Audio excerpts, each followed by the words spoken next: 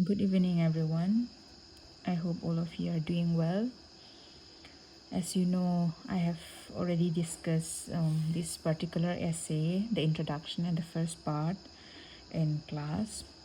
However, since we are not able to meet in person and since I'm unable to take up classes physically at the moment, I will try my best to continue our learning and complete the explanation of the essay through the apps and the technology available to us. So this video is meant as a quick revision of the key ideas of the key learnings that we have already covered and have discussed in the previous class. So I will keep it very brief and I will focus on the most important points. Okay, so the function of criticism. This is an essay. This is an essay, and T.S. Eliot. A brief introduction on T.S. Eliot again.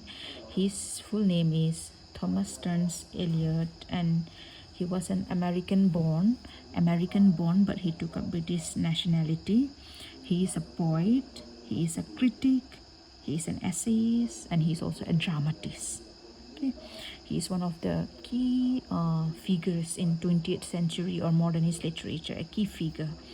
And he is famous maybe for works like good poems, modernist poems like The Wasteland, The Love Song of J.F. Prufrock, and all that. Okay, and then he is also famous for his essays like Tradition and Individual Talent, and the current essay that we are studying, The Function of Criticism.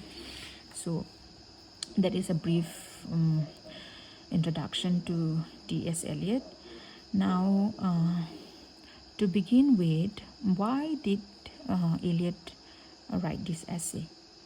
Eliot wrote this essay partly as a response to the critic John Middleton Murray, who had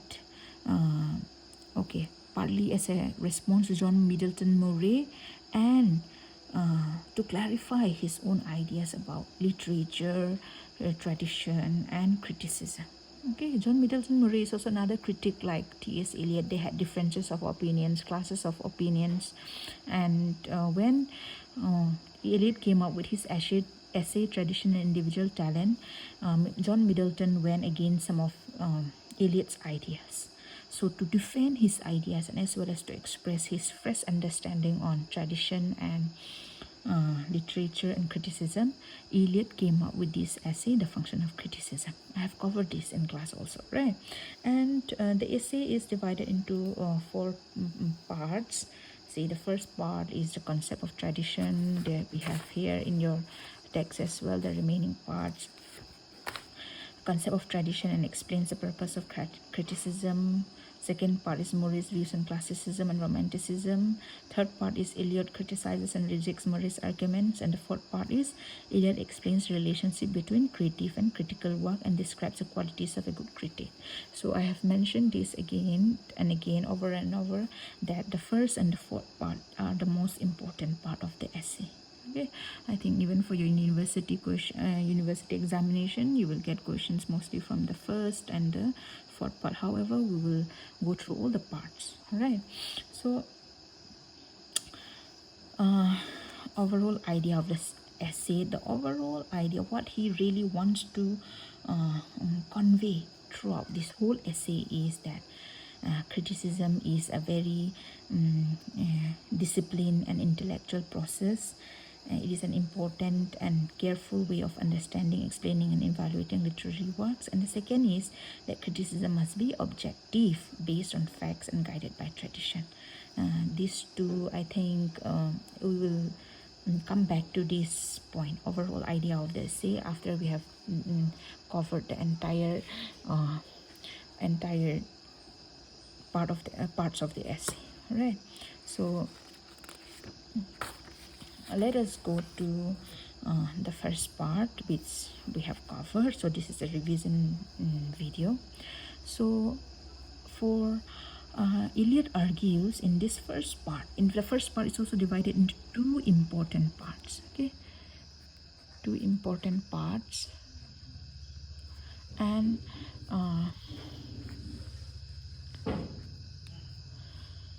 And Eliot argues that literature is not created in isolation, right? Mm, Eliot gives us the definition of tradition, and he says that no writer writes completely alone or without influence. Right. According to Eliot, literature is a continuous process or tradition that connects the past with the present. We can think of it like a chain, right? Past, present, future, and every new work becomes a part of this chain. This is the idea of T.S. Eliot. Okay. Uh, Example, let us borrow, let us see to some examples. For example, Shakespeare borrowed stories from the Roman and Greek sources and the Senecan tragedies to write his great plays. Or let's say even John Milton drew inspiration from the Bible when he wrote Paradise Lost. And even T.S. Eliot himself used references from Greek mythology, the Bible, and earlier literature when he wrote his famous poem called The Wasteland. So what Eliot means by tradition is that uh, literature, every work of art is connected to the past and to the future. This is the idea of tradition. Right. Tradition, every work becomes a part of this chain. A writer may create something new, but that work still remains connected to earlier literature. You have learned the example, right? So his idea of tradition is that literature is not created in isolation. Every writer is connected to the past. Tradition means learning from the past, not copying it blindly, but being aware of it. So Eliot believes in the idea of tradition in literary work. Okay, that no writer creates in isolation, but every writer borrows or draw influences from other earlier sources to write great works. Right. And Eliot calls this tradition as an outside authority, which every writer must respect. Right. What does he mean by outside authority? It means that a writer cannot simply write whatever he feels at the moment. Instead, he must learn from earlier writers and respect the wisdom of earlier literary tradition. Okay, so Eliot says that a writer and writer at the present must be willing to sacrifice a little bit of his personal ego and become a part of a larger literary tradition. That means he should not focus only on his ideas and his feelings and his moods to write a literary work, but instead he should draw inspiration. He should try to be influenced by formal literary work so that his work can also be impactful and meaningful. Okay, and then like Eliot also spoke about the unity of artists across time. He believes that all great writers belong to one literary community, regardless of the century in which they live. Right? Suppose, let's say. Even I have given you in the examples itself. T.S. Eliot drew inspiration from earlier writers.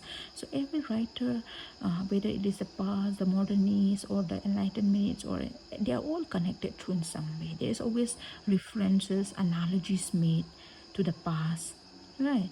And that is what he meant by the unity of artists. Okay, regardless of the century in which the writers live, they belong to one literary community, and that they should draw inspiration from each other. They should influence each other. Okay, so Eliot's idea is that a writer, a true artist or a writer, does not try to be different merely for the sake of being different, right? He does not rely on his feelings. He does not rely on his creativity alone. Instead, he connects with previous writers and contributes to the ongoing tradition. That is Eliot's idea of tradition. Let me repeat again, okay? So, a true artist does not try to be different for the sake of being different, but he connects with previous writers, draw influences, learn from them, and contributes to the ongoing tradition. This chain, okay? Tradition, according to Eliot, is an amalgamation of the past, present, and future. Right? Every writer is connected. Every writer belongs to one literary community. All right. So that is Eliot's concept of tradition. Okay. Now, that is the first part of the part 1. Now, another very important part of part 1 is the purpose of criticism. Okay, so the second important the second important idea is the purpose of criticism, right? Eliot defines criticism as the commentation and exposition of works of art by means of written words. In simpler sense, it means that Eliot defines criticism as the explanation and interpretation. Okay, explanation and interpretation of works through written language. Commentation means explanation, and exposition means interpretation. Okay, so simply put, criticism helps readers understand literature better, right? And according to Eliot, criticism, we have discussed, we have learned what is criticism, right? Criticism, the purpose of criticism, what is criticism, the careful way of interpreting, analyzing text and all that.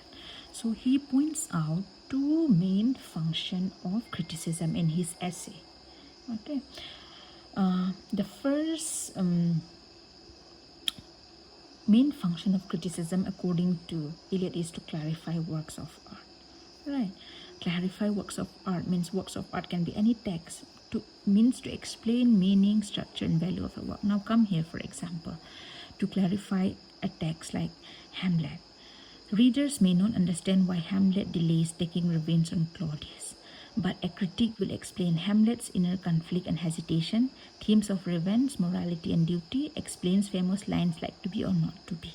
Right, so the purpose of criticism is to clarify the text for the readers, right? Helping readers understand a work of art better. That is the first purpose of criticism, because criticism, you're carefully analyzing, interpreting, evaluating a text, right? So when you do that, you are helping a reader understand more. That is the first purpose of criticism. Now, the second purpose of criticism is to correct taste. Okay, correct taste means to, in short, it means to help readers develop good judgment. Okay, to help people understand what is good and bad. Like, take the same case of Hamlet again, to correct taste. A reader may prefer a simple revenge story because it is exciting. Some readers might not like Hamlet at first because it is too suffocating and all that, right? And the plots are suffocating, and then it's too intriguing and all that. But a critic shows why Hamlet is a great work. A critic tries to convince the readers that Hamlet is a great work because it has complex characters, there is psychology involved, it deals with universal themes like regret, indecisiveness, revenge, and all that, right? Universal themes which are experienced by whole human beings, so everyone can relate to it. And it uses good, beautiful poetic language, like even the great soliloquy, to be or not to be itself, right? So a critic tries to show the readers why Hamlet is a great work by showing all this, as a result of which it helps the readers to understand, to correct their taste or to correct their judgment, to help them understand what is good or bad. A reader might not first like Hamlet, but the function of criticism is to make the reader understand why Hamlet is a great work. Right. So the two main purpose or function of criticism is to clarify works of art, which means to explain deeply, to explain clearly, to make readers understand the work. To correct taste means to help the readers appreciate the work more, to help them understand that it is a good text, to help them understand that this is not a good text. Right. That is it. This is a very important part of the essay, function of criticism, purpose of criticism. So you need to dwell on this. Now, this is not the end of part 1. This is in the last part of part 1. He talk about problems in modern criticism and who is an ideal or good critic according to Eliot. Right. So problems of modern criticism. This I think you can read on your own, and even an ideal critic. We will do this even in the um, preceding succeeding explanation videos. So for these two parts, these are also part of part one still, but then I think these are self-explanatory, and we will also go through this, who is a good critic, in the last part. So I will not take up this for now. Okay, so this makes up the revision. This is the revision video for the first part of the introduction, the first part of the function of criticism. In the next video, I will explain the second part, third part, and the last part. Thank you.